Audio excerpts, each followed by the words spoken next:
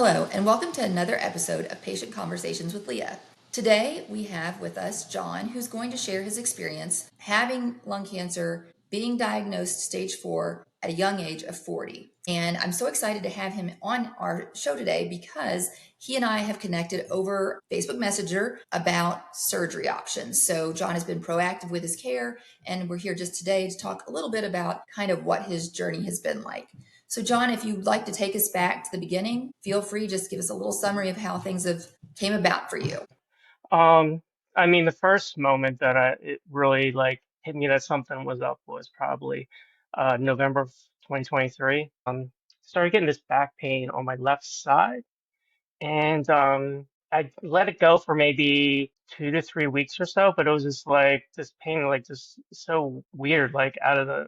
It's not normal. It wasn't normal because I wasn't doing any like activity. I wasn't going to the gym, doing any um hard workouts or anything. So I eventually went to my primary and orthopedic doctor back and forth, just trying to see what's going on. My explanation to them, what it could have been, since they viewed me as a healthy 40-year-old, well, going on 40 at the time, everything looked normal from their point of view. So I just told them the only thing I could think of was a work outing that I participated in. It was a bowling outing, and I'm left-handed. They said that the throwing motion could trigger something in my back to cause it to be have me have some discomfort. Chalked it up to that for a while, and my orthopedic said I could do some PT. Did PT for a little bit, probably from December 23 to mid-January or so, but it wasn't helping whatsoever. I did, and there was one moment in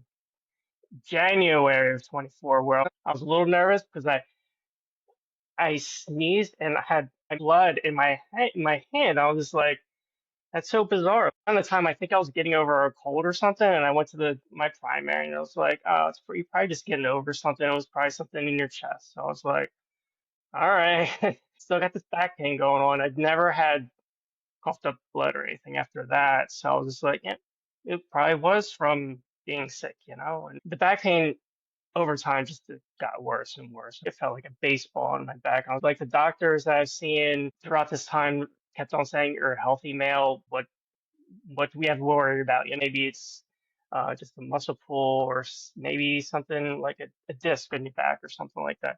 Uh, so I just kept pushing it, kicking the can down the road essentially. And then I remember around my daughter's birthday in March of 24, I just was like so wiped that week. And I was like, am I going to make it to my daughter's birthday, like to help? Because I was so exhausted. Now it's not like me to be exhausted for no reason. I went to my orthopedic and I was like, yo, this is like getting ridiculous. We have to do something here. And he's like, let's just order an MRI, and did that. And I did see the results before him. I mean, because when I saw them on my portal, I saw I forget, I forget the time what it was labeled as, I guess Mets or Lytic lesions something. sometimes. Yeah, yes, like lesions or something. And I was just like, that's odd. And I hadn't received a phone call from my orthopedic yet. I was just like, I hope that this is nothing, and maybe because they haven't reached out to me that I have nothing to worry about, but let me call just in case. And they were like, I explained everything. They were like, hold on, let me talk to the doctor. I'll call you right back. And then he had me like come in like that week, and he broke the news to me on a Friday. And I was just like in shock. Oddly enough, I mean, it sounds weird, but it's like it was relief at the same time. But now I know what it is, and at the time I didn't know like whole ramifications of cancer at that point. So I was just like, I feel healthy. Otherwise, it should be like something simple to resolve, you know? Like, why should I have anything to worry about? I think the next day, actually, I got the shingles, and I was just like, oh my God, like my whole left side was just broke out, and I was like feeling terrible. And then by that Sunday, I was just like, I'm going to the hospital. They did all the scans. Um, and yeah, they did do a biopsy, and they told me that it was lung cancer. I was like, lung cancer? How do I get lung cancer? I never smoked really in my life, so it was just so bizarre and something that I've been trying to wrap my head around ever since like I heard the diagnosis. Like, where could that have come from? You know? It's very surreal. I can remember when they came and tell me, and my husband and my mom were in the room. I was an inpatient at the time, and they were like, "Well, the biopsy came back, and it's lung cancer." And I was like, I remember thinking in my head, like, I think they're in the wrong room. Like, I've never smoked, and Hmm. that's all I couldn't get past that. Like, how did this happen? And then it's like you spend that time trying to figure out how did it happen if I didn't smoke and why is it happening? And it is a very odd situation. Somebody could have told me I had Yeah, any colon cancer, breast cancer. I'd been like, okay, that seems legit. Yeah. yeah, Yeah. it was a lot to handle, especially that for because I had to take a leave of absence from work the whole month of April and May of 24. It was just like between all the appointments and everything and trying to just settle down and like be able to like get myself together, you know, it was rough.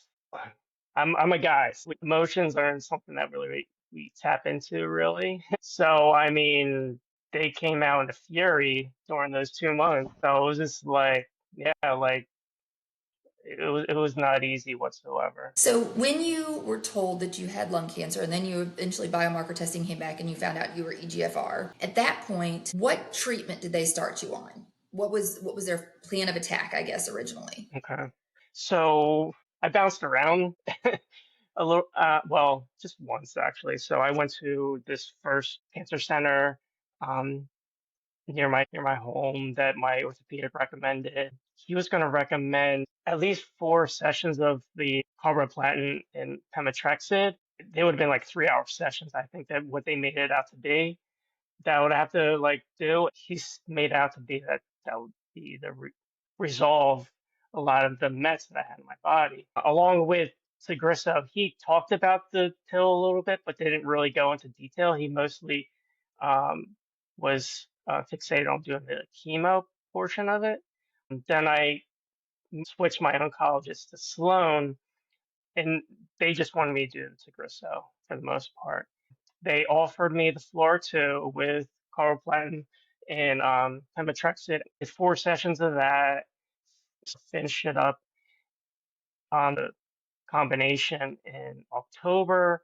Was on maintenance pemetrexed afterwards up until probably end of February, early March, until I had to prep for surgery at MD Anderson. So yeah, so you've kind of had a gamut of things, choices Yeah. to make, and treatment options. So you just brought up surgery. So tell Mhm. us a little bit about surgery. Was surgery successful for you? What did they find, and what actually did they remove? They removed my left upper lobe.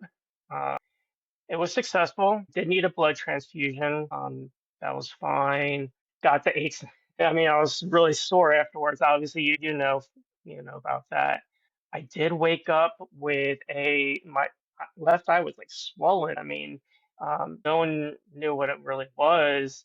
Over time, it's gotten better. So my left upper lobe, they tested my tumor and there was about 5% of tumor activity in there. So it was probably a lot of scar tissue and just a little bit of cancer left. So Good to get it it's great to out. have it out. Yeah, exactly. Better out than in. So it's a relief. That's awesome. So now, what treatment are you on now? Like, what is your routine? I had surgery right back on Tagrisso. Chemo and Tagrisso were not an option when I was diagnosed. It was just straight Tagrisso. And so I've Right. just remained on that path. What are you doing now? Just Tagrisso now. It's gonna feel good to be on Tagrisso for a while because that chemo maintenance it just wipes you out. I don't know if because you like you said you never had it, but it's just like it wipes you out. Pemetrexed maintenance was easier to handle, but it's Yeah. not fun at all. Yeah. Well, I really appreciate you being here today to share kind of your journey thus far. I think people will learn a lot about, especially about, getting a second opinion, how important that second opinion was to you in your journey. As I said earlier, this is our first episode with John. Our next episode will be kind of how this has affected his family, his personal life, which I think will be really interesting to get a male perspective on that. So if you're interested in following along with John's story in our episodes, please make sure to like and follow us so you get notification when the next episode is available. John, thank you again for being here today. Thank you. Thank you, Leah. Thank you for everything that you do. No problem.